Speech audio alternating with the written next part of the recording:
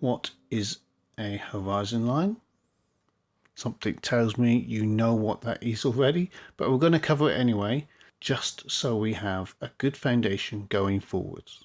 Basically, if you removed everything from the world, probably not a good thing to do, but if you removed everything, buildings, mountains, hills, etc., anything that gets in the way of you looking way off into the distance, you would see a line where the sky and the earth meet.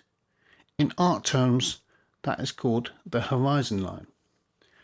When you start to draw a scene, you need to determine where this line is based upon your viewport, or rather the viewport of the piece you're drawing or painting, if you're not drawing a live scene, that is.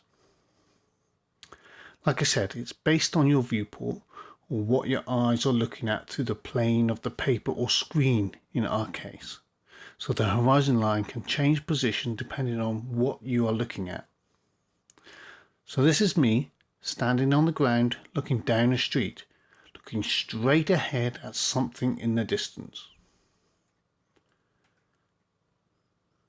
Now imagine yourself standing on top of a tall building looking at something on the ground.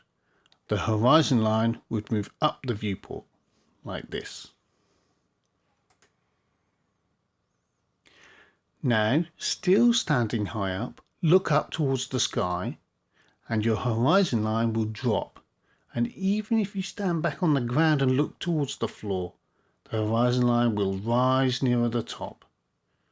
I'm not talking about composition or perspective here just yet, just the position of the horizon line, based on the viewport of your art.